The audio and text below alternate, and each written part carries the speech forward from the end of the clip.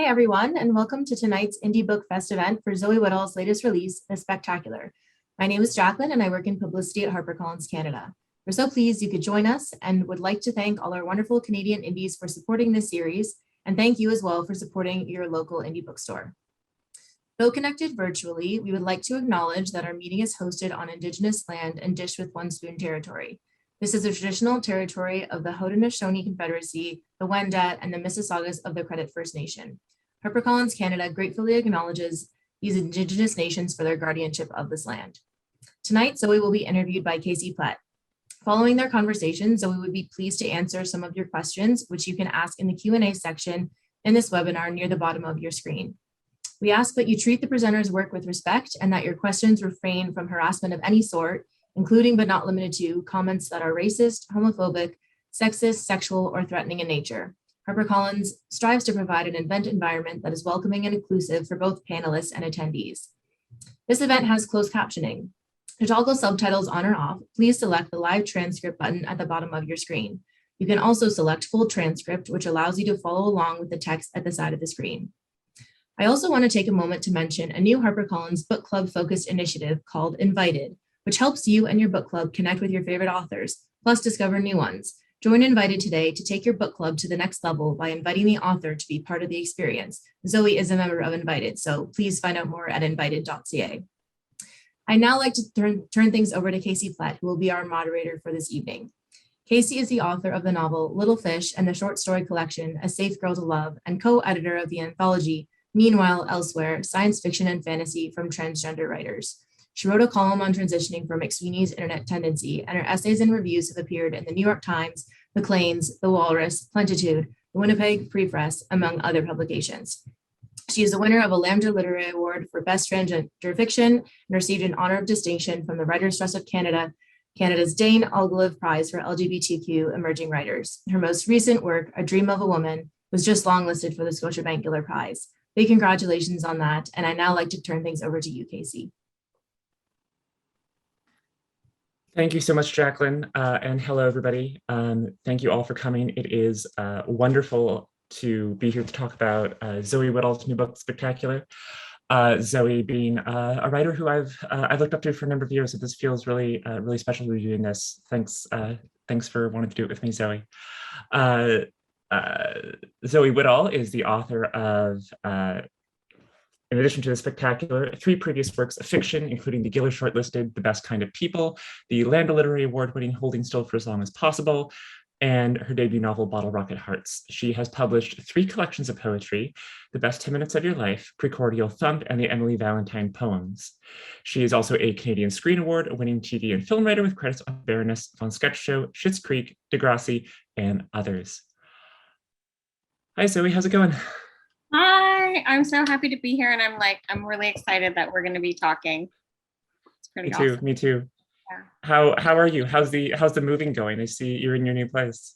Yes, I just moved.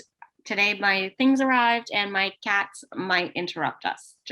That's amazing. I think I actually saw one of them, like just before you went on, like sneaking around one of your boxes back there. Yes, they're exploring. I just let them out of cat jail, so. My goodness, amazing. Yeah. Oh, this one. Incredible. I always feel like that's the most like nervous part when I'm moving to a new place. If like the cats could are they going to freak out? Are they try to escape? That kind of thing. I know, and they are a little bit freaked out, but every day it gets a little easier. Cool. Good. Glad to hear it. So today is, I just realized also earlier today is your US pub date for the new book, right? It is. Today it is right. available in America. Yeah, and I would hold up the American one, but it's in a box. So I'll hold up the Canadian version. They're both so colorful. Which is what I have as well. Both the covers I thought were amazing. I've never had the experience of designers showing me covers and being immediately excited and impressed by all of them. Like, and all the different publishers have been weighing in, and they've all been fantastic. So it's like pretty great. Nice, that's amazing. Well, congrats again. This is your 4th novel. I've already told you this, but I mean, I'll say it again. It's fantastic. I loved it so much. I cried at the end when I first read it, and I cried again today, rereading the ending. It is a beautiful, beautiful book. Yeah, So please tell me, I mean, how did it come about? Like, when did you first start working on this? So actually, The Best Kind of People, my last novel, was a procrastination novel because I started the spectacular I was still working at Quill and Choir, so it must have been like 2009. Really? And initially it began with the character of Ruth. And I kind of was interested in the idea of writing a scene where this like older woman was having a hot affair for the first time in her life. And I was also inspired by some writings that my paternal grandmother left behind about her childhood in Turkey.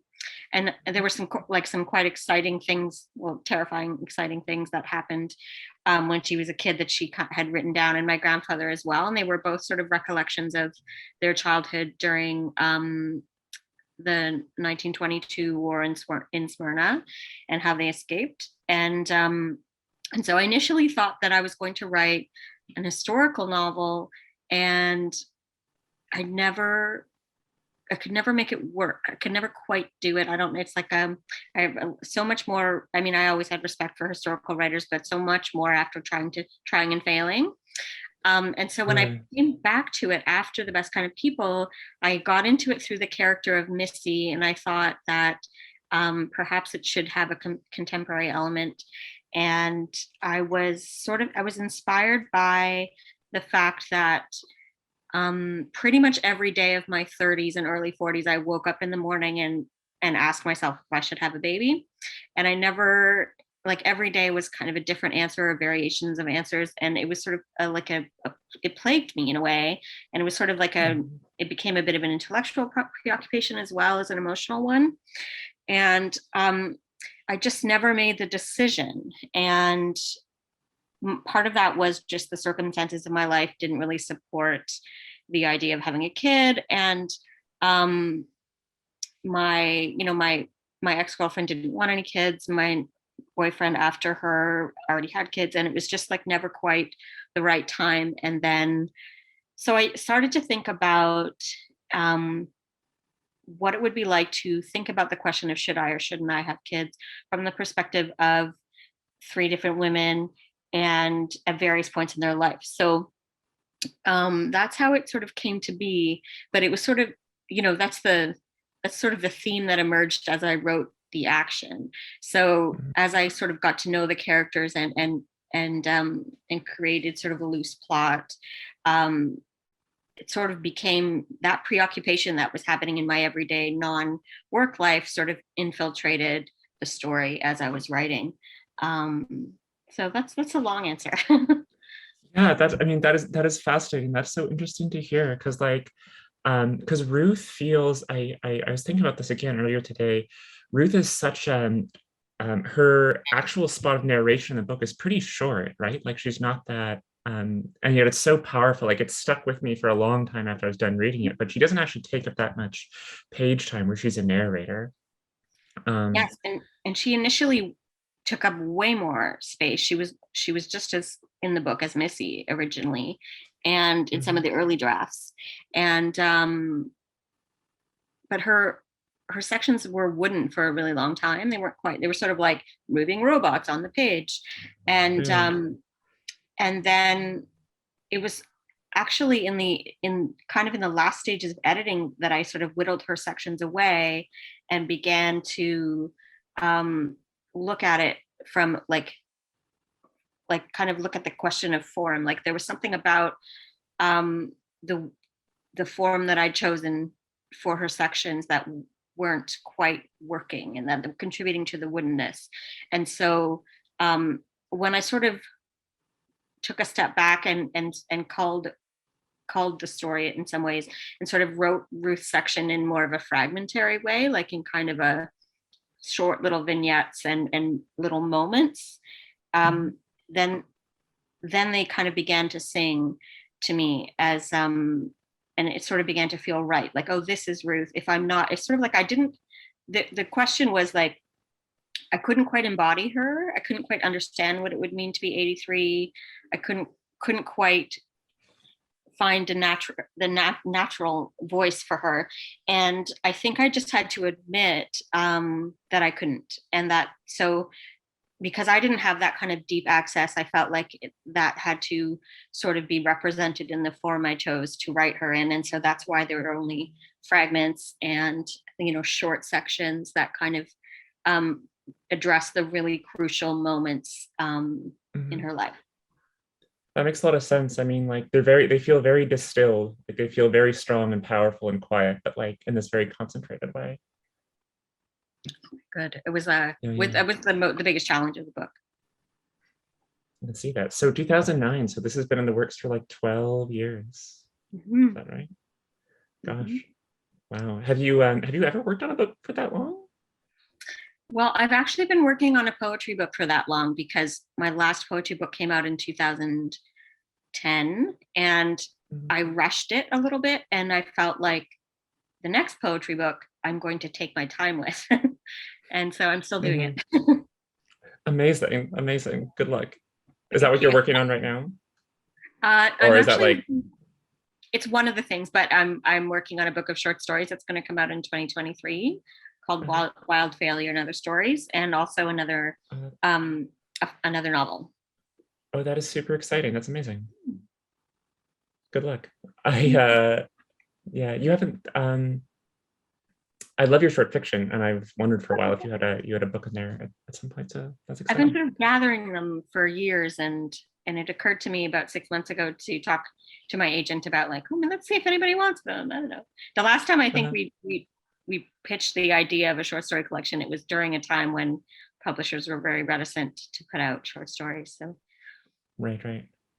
Seems like that's changed. Yeah, I think so too. Good luck.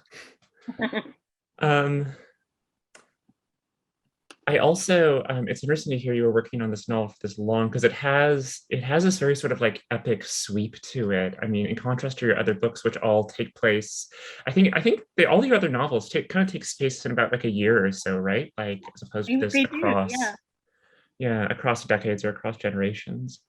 I would hear more about that if you wanted to talk about it. It's one of those things, I don't know if this happens to you, but sometimes I look at novels when they're done and I'm like, and it's clear to me that I could have taken another road. And sometimes I feel like, I could have taken this section and made it the entire book. But I was interested in looking at, somebody's entire life or near entire life. And I'm always so impressed when writers can have like sweeping generational narratives, and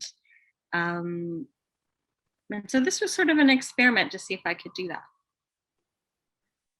Yeah, that makes sense. I mean, I actually found it sort of, because I think we go, especially when we sort of jump forward in time, we jump forward from the late 90s to kind of present day-ish with Missy. And it felt, even though the two sides of herself are so different, it felt so natural, even though all of a sudden kind of we jumped like 2 decades in the future, just maybe a little less. And it felt very like natural and fitting. Was there a point where you realized you were doing that? I can't really remember when I decided to make that.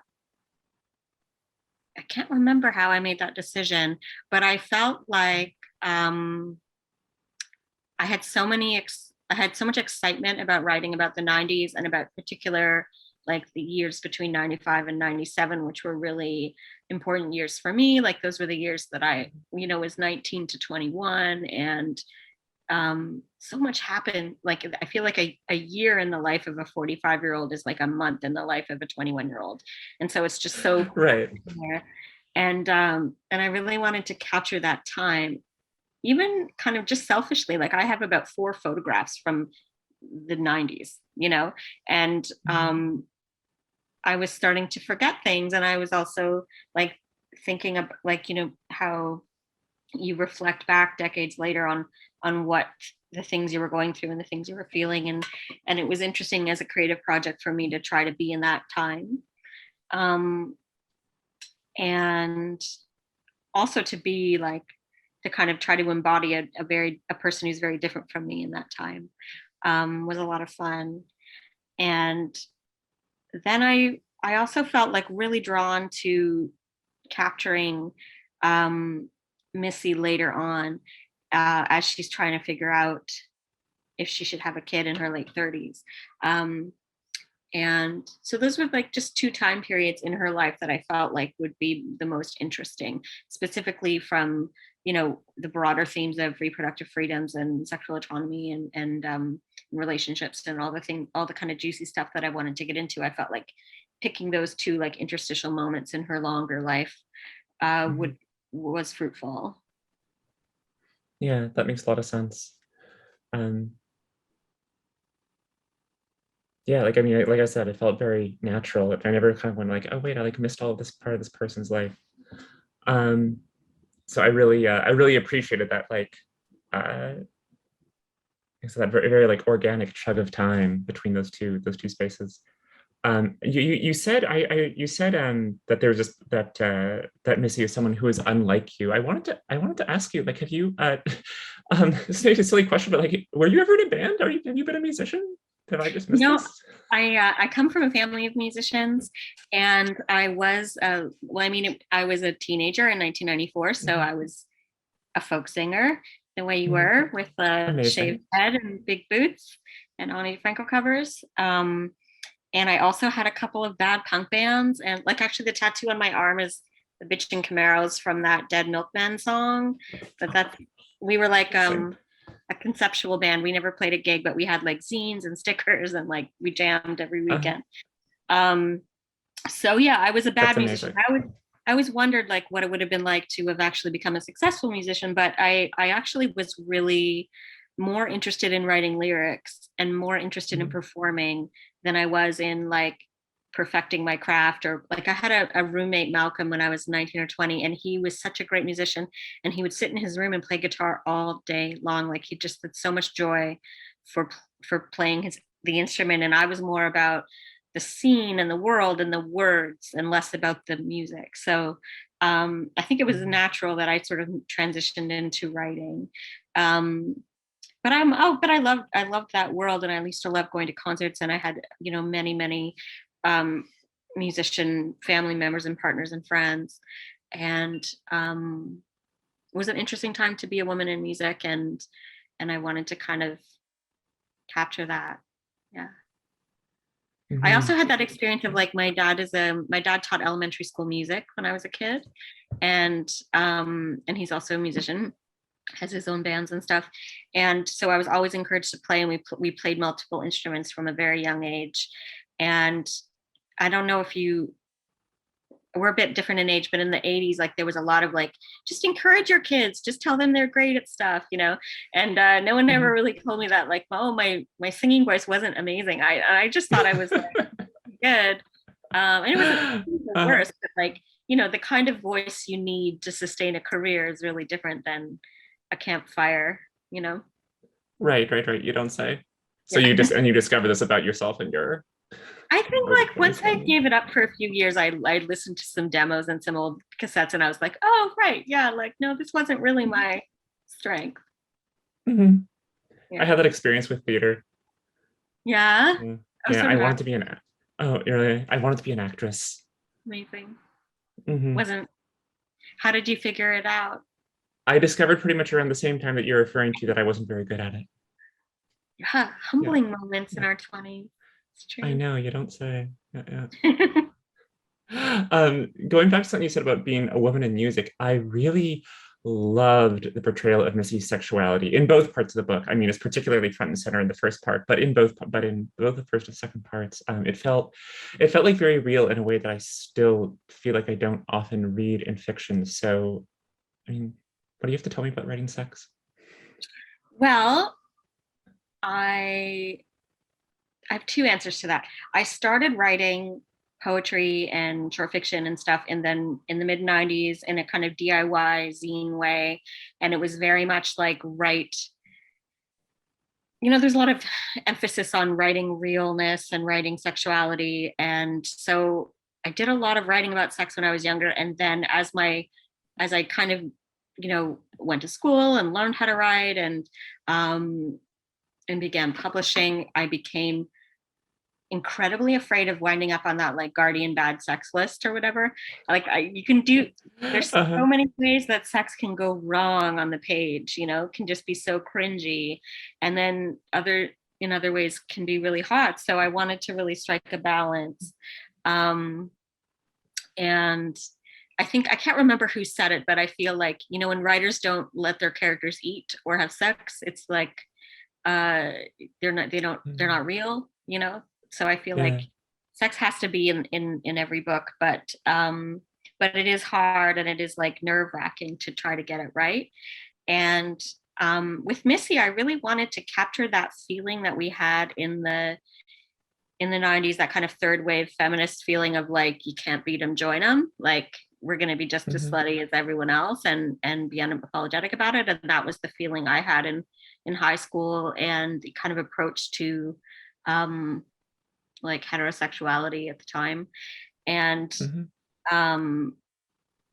you know, I wrote the character of Missy as like someone who was very repressed in high school and then has this huge awakening in university, but which wasn't my experience. But I feel like there was a time period where to be a feminist was to just like fuck as many people as you could in kind of like a game way, in a fun way.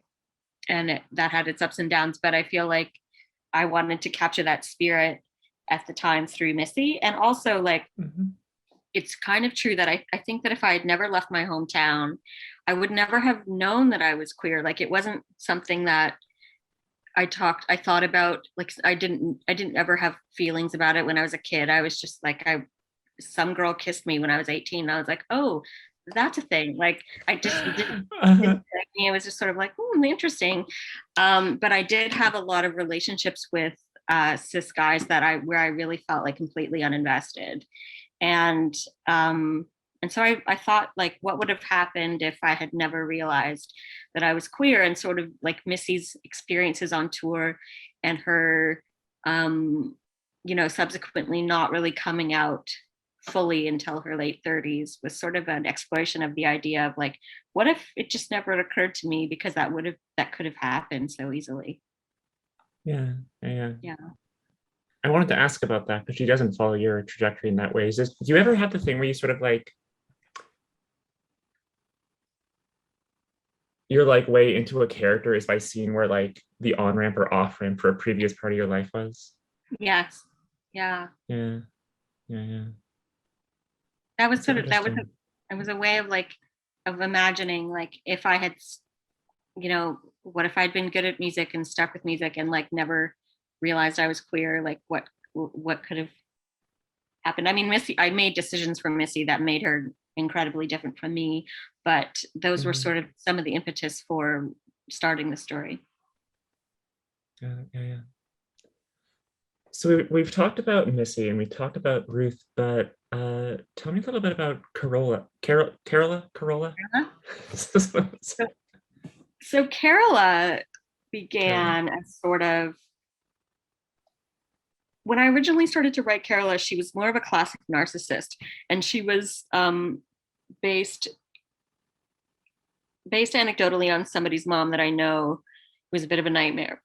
And but the more I decided to have her narrate her own story, and the deeper I got into her own story, the less I could sort of pathologize her that simply. I had to, you know, give her considerable flaws, but also, you know, allow some depth of character. And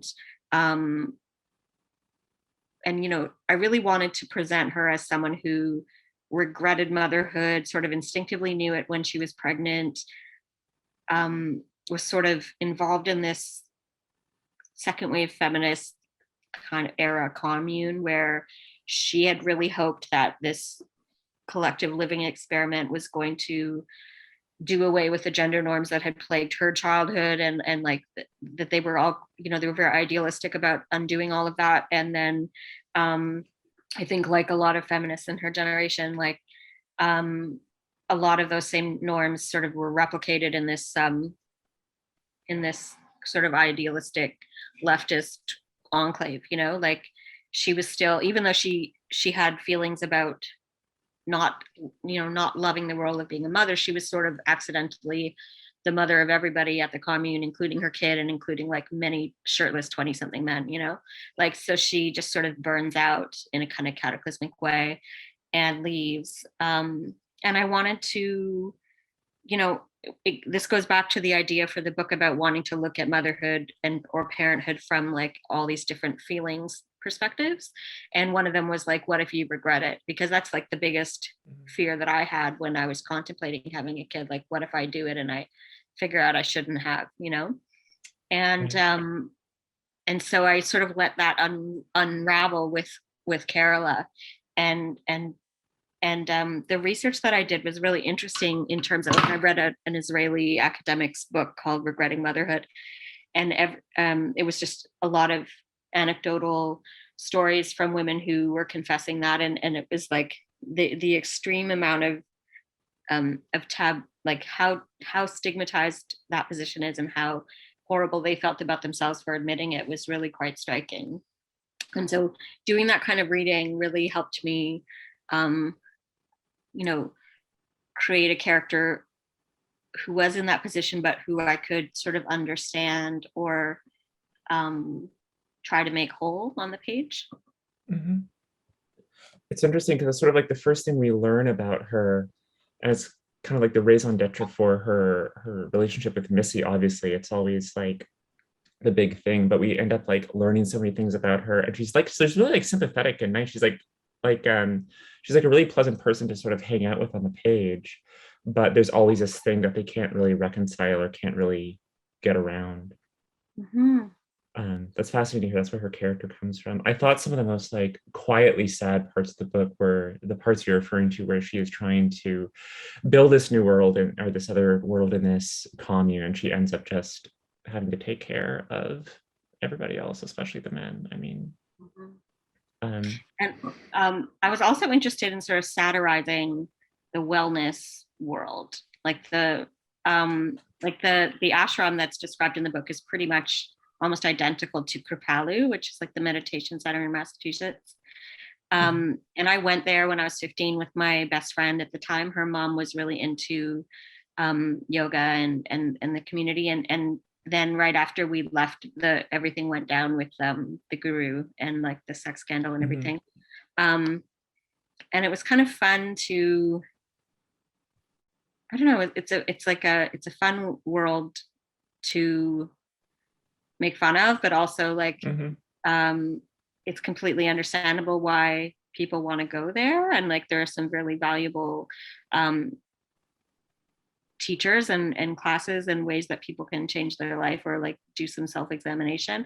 But I just thought like through the character of Carola, it's like she's someone who has a lot of trouble being self-aware and looking inward, yet it's her entire vocation. Her entire vocation is to teach others how to look inward when she really struggles with being real with the choices she's made in her life and who she is. And I think that that's really common in the kind of wellness world, where there's a lot of posturing and a lot of talk around self-actualization, and then a lot of like, selfishness and white boomer nonsense. Absolutely. I would hear more about that. I'm also somewhat suspicious of the wellness world. I really love a kind of a sidebar. I say what? I used to work in health food stores in my early 20s, and it's I can never. Gracious.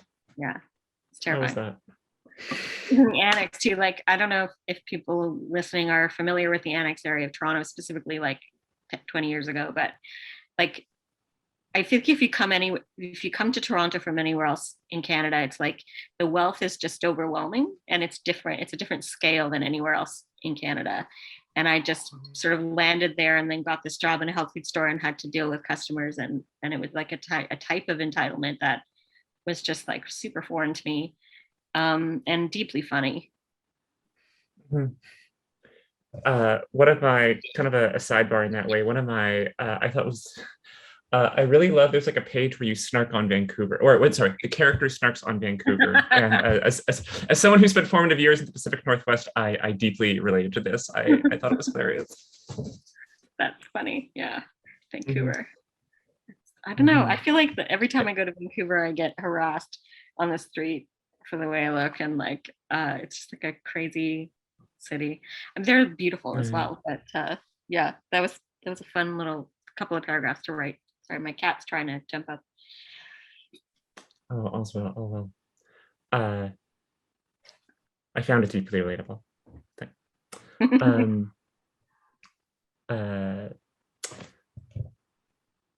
On that note, I wanted to go back a little bit to the first time period of the book in the 90s.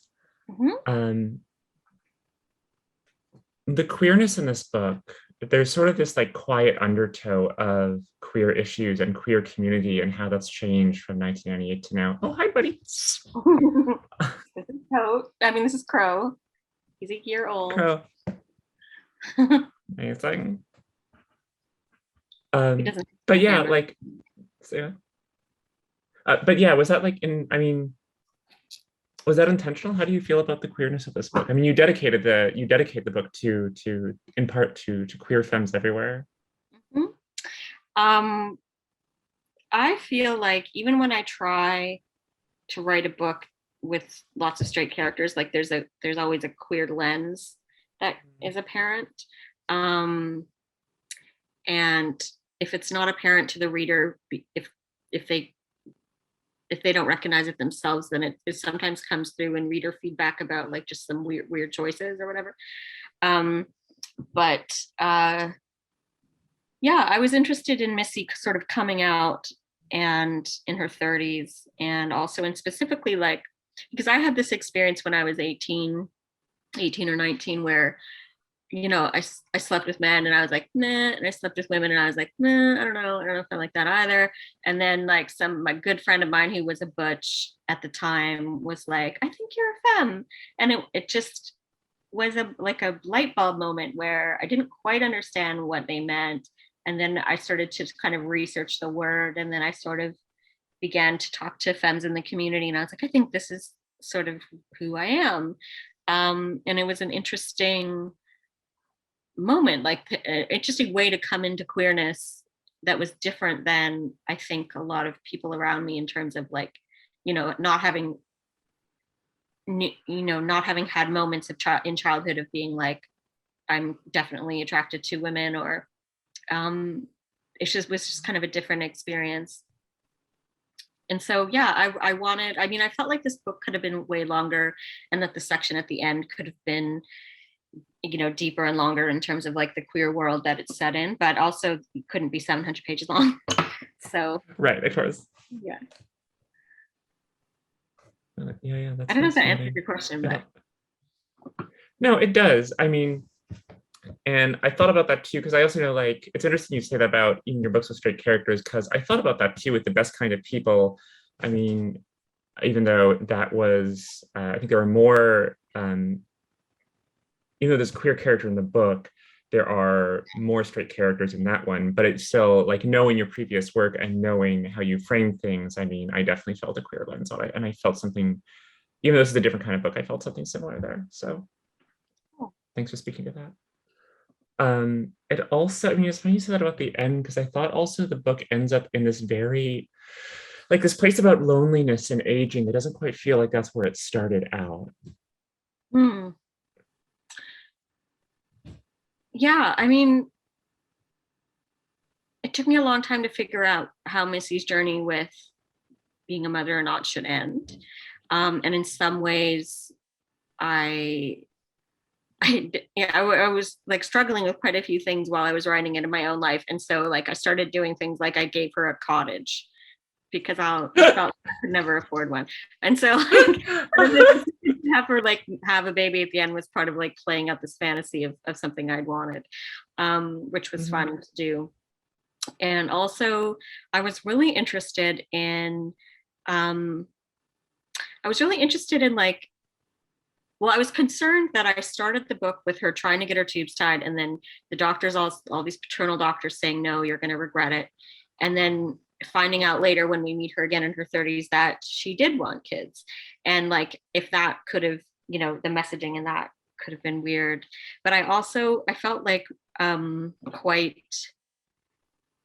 was quite interested. Like there was a number of years while I was writing the book where I just kept hearing a lot of talk about, the specter of regret, and specifically around like the way the right wing utilizes like the idea that kids will regret transitioning, and the idea of detransitioning as being this big thing, and how like there's this kind of idea of the state or doctors trying to tell you what you will or will not, how you will or will not change in your life, and like trying to make those kinds of controlling decisions over people's bodies and autonomy.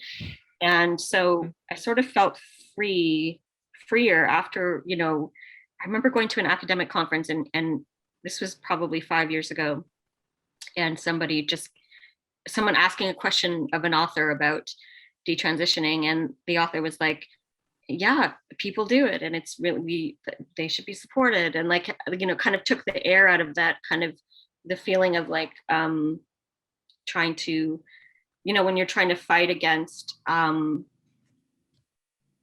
like kind of not making sense, but when when you're always trying to be like, you're always trying to appeal to the audience that's like, who's saying that you shouldn't have rights or you should have rights, and Yeah. and then when you just like admit that it's true that there are all eventualities, and everyone should be supported in all the decisions that they make at certain times in their lives, like for whatever reason. And I sort of felt, so then I started to feel better about the decision for Missy to eventually want kids, and to acknowledge the fact that our feelings about parenthood and babies and those kinds of decisions do fluctuate throughout your life. And that's why it was sort of important to me that all three narrators in the book at one point choose parenthood, and then at other points choose abortion. And and I think for reasons that are really common when people decide not to have kids. And so it felt like that sort of the specter of regret and the idea of those paternal doctors, they're kind of used in the beginning of the story as like this like stand-in for the things that women are up against. And I think that by ending the book in that way, it sort of like takes the air out of their boisterousness. That makes a lot of sense. And I really appreciate that comparison to the idea of detransitioning, because I think what I'm sort of hearing you say is that there's this common attempt to say, well, with any of these questions of bodily autonomy, that like, oh, well, like regret doesn't happen often, or if it's regret, sure, some people regret it, but that's not really the issue, or that like there's this like that always wants to like fire off a defensive kind of mechanism where we're being like open and supportive of the fact that like people regret these really intense permanent decisions all the time. All the time, all different kinds of decisions. Yeah, it was like really real. Yeah, I think it's a really powerful part of the book. So I think I was sort of like stealing myself for people criticizing that element, and I haven't seen it yet, but I sort of like, when you anticipate all the ways that you could be read wrong or read critically, and you're like, yeah, absolutely. Yeah. I don't think I've seen that either. Any other anxieties of how how this is gonna be read wrong that you want to share with us? Well, I feel like, to a certain extent, like I used to really have a lot of anxiety around books and how they would be read, and if they would be read wrong, or which is kind of ridiculous. Like a lot of my cat is doing a kind of gymnastic thing right now where, anyway. Oh my goodness, amazing. A little bit terrifying. I didn't want him to jump down into the stairs. But anyway, now I just feel like you can't control how your book is read. Once it becomes an object in somebody else's hands, it's a, reading, the relationship between writer and reader is really participatory, and there's no way you can ever anticipate how somebody's going to read your work. And, I have to sort of have that moment where you're like, anytime anybody reads the work is great. Like, and, right. And it helps to think of that, especially like with Goodreads and bad reviews and all that kind of stuff. Totally. I really hear what you mean about being kind of out of your hands. I mean, it's sort of like, yeah, Do you ever have that? Have you ever had that had it happen where somebody like has a takeaway or gets something from your books that like you did not intend at all? Oh, oh yeah. Like my last novel was about a teacher who's accused of sexual assault at a school. Mhm. And my intention with the novel was to look at the emotional lives of the people around him. So I didn't want to write a crime novel. I didn't want to write a memoir or a survival memoir. I only wanted the point of view of the people, of the bystanders, people around him. And I thought it was very clear, and I thought the feminism of the book was very clear. And but every single public event that I did, there was at least one person who would stand up at question period and say, like, I really liked your book because it's true that teenage girls lie. Or like I had one woman, yeah, I had one woman get up and say, I really liked your book because my son's a teacher and I worry all the time that he's going to get accused. And like just a bunch of Yikes. ways that I felt like I was misread or that, but then I had to just sort of think, well, this is, everybody gets something different. Everybody reads something different. You can't, even if you think about your own life as a reader, like the books that mean so much to you at certain times in your life, when you go back to reread them or relook at them, they might seem ridiculous. And it's so much of it is about timing and your own point of view. Yeah, completely. Makes a lot of sense. That is wild to hear you got those reactions to the best kind of people. I don't envy you. I mean, they weren't the majority, but they were always like a little bit cuckoo. Right. Totally. I also want to, if we're all right on time, I also wanted to ask you, you've mentioned to me, and I think you've talked about this online too, about there's a sensitivity reader who read over this new book, and I think I remember specifically had an issue with your use of the word dyke. Am I remembering that right? I would love to hear you talk about that if you would like to. Yeah, I've never had a sensitivity read done in a kind of formal institutional way. I've often, I feel like whenever I have characters and trans characters in my book, then I have like a bunch of different friends who will read the book and look it over for accuracy and that kind of thing. And so it's not like I don't understand the premise, but so the report that I got back for the book was just it made me question the entire practice of sensitivity reads, quite frankly. And the reader like pointed out, I don't know if you remember the section of the Andy and Missy. So Andy is Missy's boyfriend in the last half of the book, and he has 2 kids and 1 stepkid, and the stepkid is 13 and non-binary, and they make fun of him for being trans, and like they think he's square for being binary trans. And him and Missy have this conversation about non-binary identity, where she reflects on her youth and wonders like if maybe if that had been an option, like would that have been appealing to her. Like she's just sort of musing on this, and they sort of talk about the funniness of being considered not radical by his teenager. And it was very funny, and it was actually like a conversation lifted out of my life.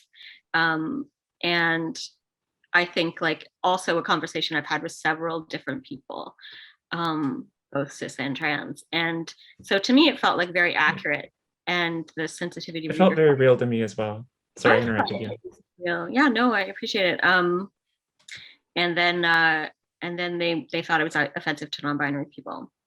And they also said that the word dyke was offensive. And I was just like it's a generational thing. It made me feel like very defensive, but also curious, like curious about my own emotional reaction, and curious about like aging and how our words change in the community, and how the sensitivity that we all feel, and the kind of anxiety that I think a lot of people feel with public profiles and putting out public work, with how quickly people can react on social media. And it's a kind of anxious time in that regard. Yeah, that's part of that thing sort of partly inspired the essay that I wrote for Harper's Bazaar about the word femme and why it's an important word. So I love that essay. I finally read it today. I know we're I know we're running a little late on time here, but if you do you want to tell me anything more about that essay about before we go to questions? Or we close off? Anything else you want to say about the word femme? I love hearing you talk about this stuff. Sorry, by the way, I always have. I guess most of what I have to say is in the essay. If anybody would like to read it, it's still available online, and I have it linked on my Instagram. And I am curious about how readers will react to this, to the sort of, I didn't want to like put a hat on a hat about it in the segments about Missy when she's sort of coming into her queerness at the end. So it's not like there's a moment where she addresses the reader about it, but I was, curious to see how it reads. And how it's received. Yeah. I got it. Yeah. All right. Well, thank you. Should we go to, we can open up for audience questions if anybody wants to ask Zoe a question. I think I remember how this all works.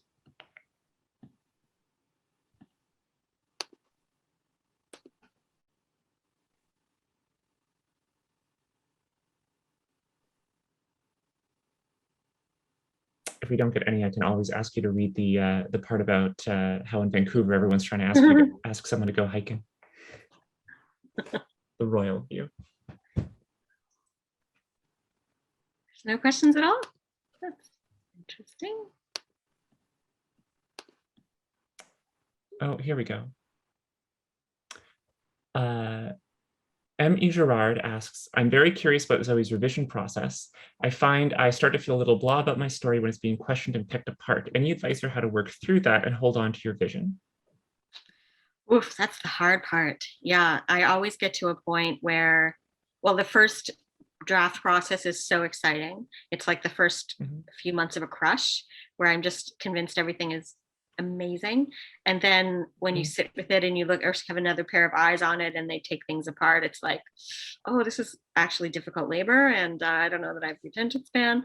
And then it becomes really hard. It absolutely becomes really hard. And that's the like, that's when I have to kind of bribe myself to get through those 4th, 5th, 10th, 20th drafts.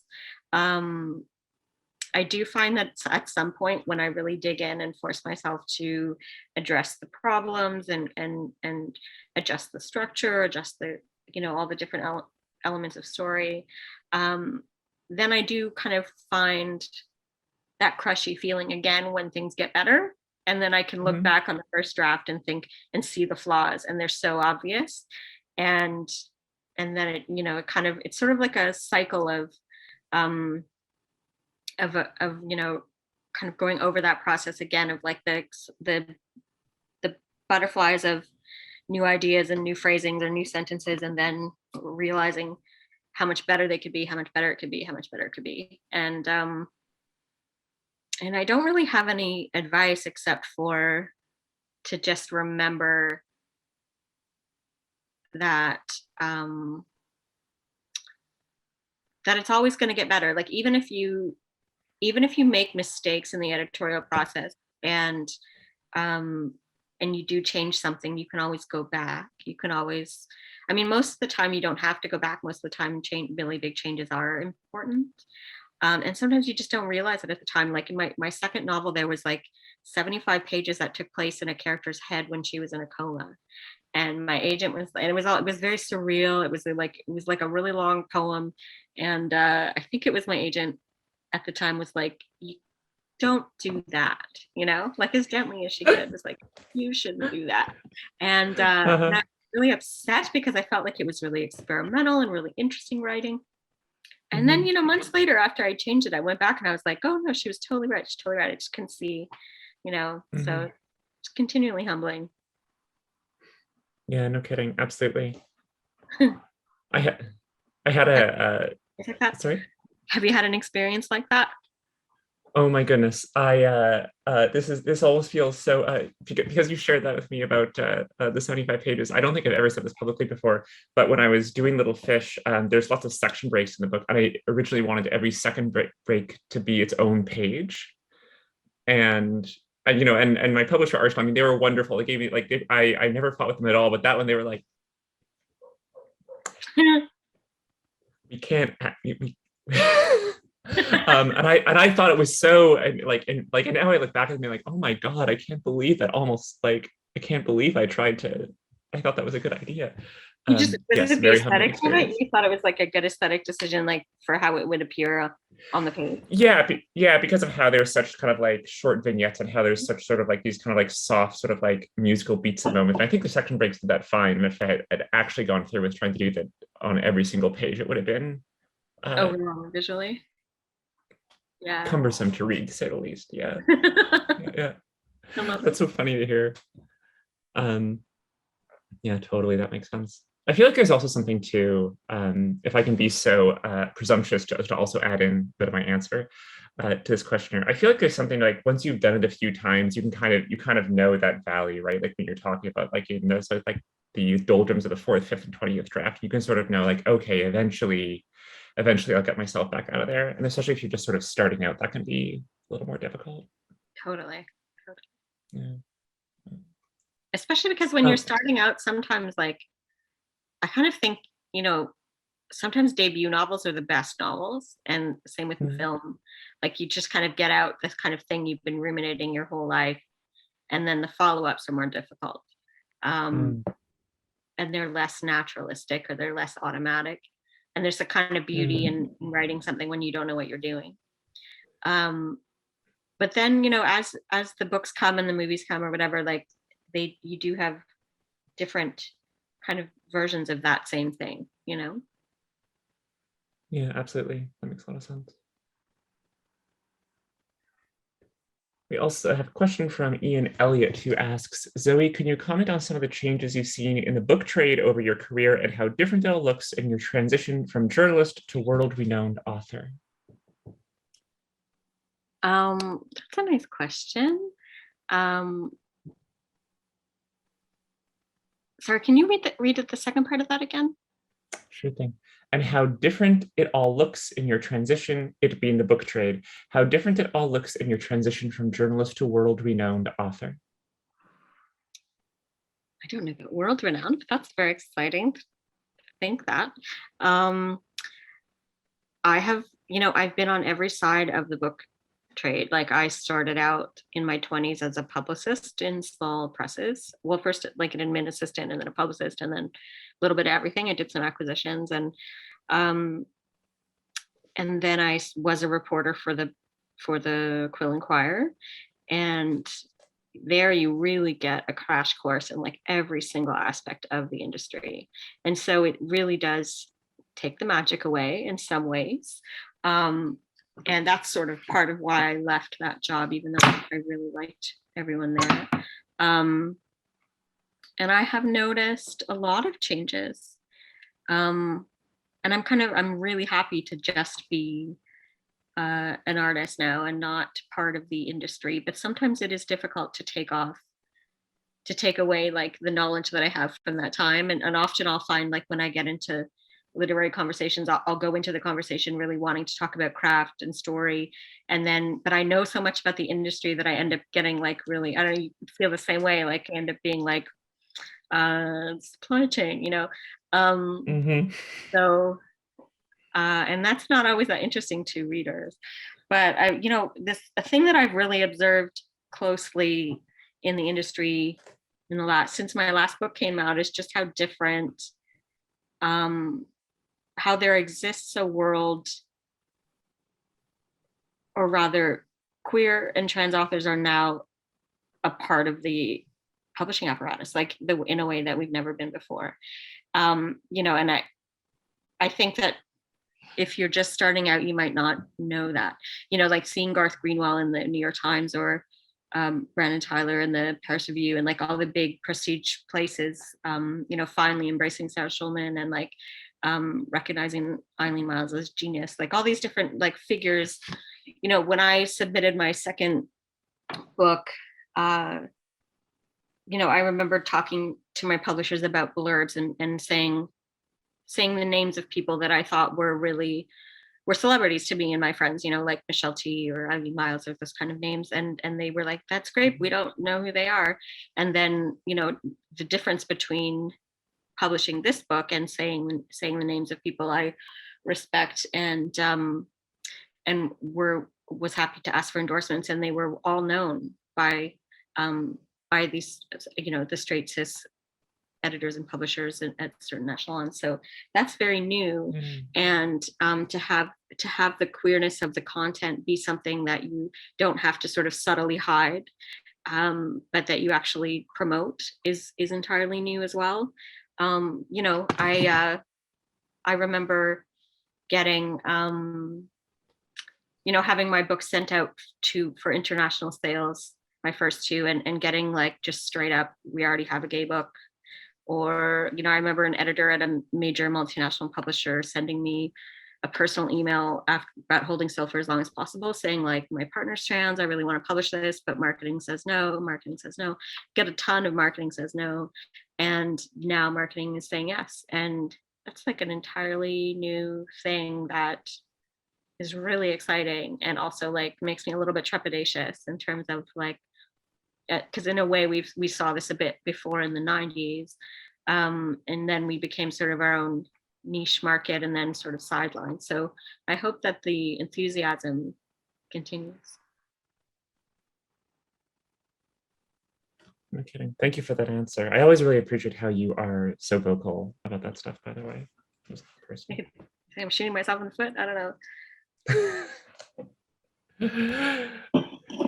Let's all hope not. We have another question from M.E. Gerard, who says, are you a rereader of books you love, or do you just read a book once then move on? I'm an obsessive rereader. Like if I love a book, like I really love the Baudelaire Fractal by Lisa Robertson. I read it twice over the pandemic, and I read Department of Speculation by Jenny Offel like over and over. And some books I keep, like you can see if I turned the camera to my office, like it's just full of books, and it's a bit of a hoarding problem, but I do reread quite a bit, or I'll reference things at certain points. And I'm trying to be better at like actually giving books away and letting go. But I am a rereader. Yeah. Mm-hmm.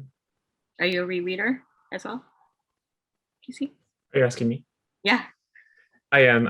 Yeah, absolutely. I feel it's funny. I feel like I sometimes even, like if I really love a book, the first time I, it's wild and amazing and it's great, but every time I reread it afterwards, I sort of like understand something new or better about it. Yes.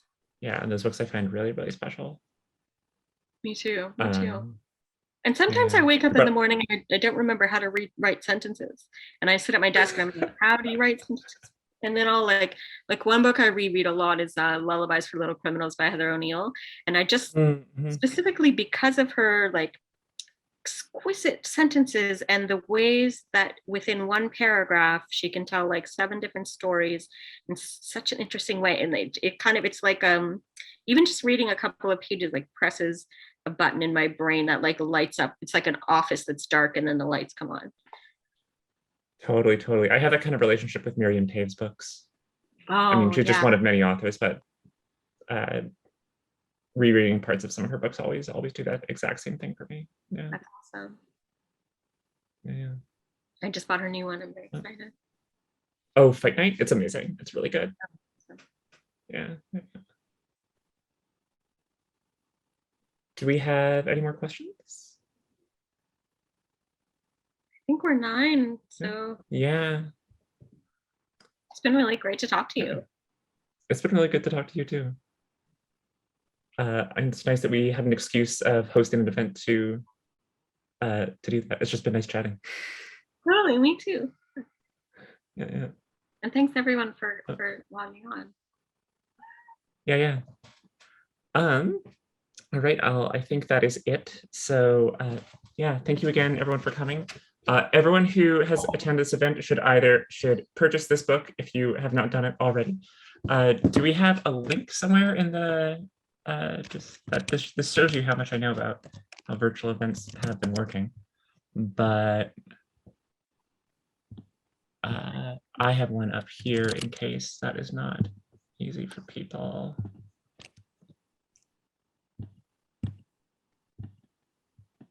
Oh, there we go. Harper's on it. Amazing. All right, wonderful. Well, again, it was great to chat to you. Thanks everybody for coming, and Thank you. Thanks, yeah, have a Jacqueline. good evening. Bye. Thank you, Jacqueline. Bye.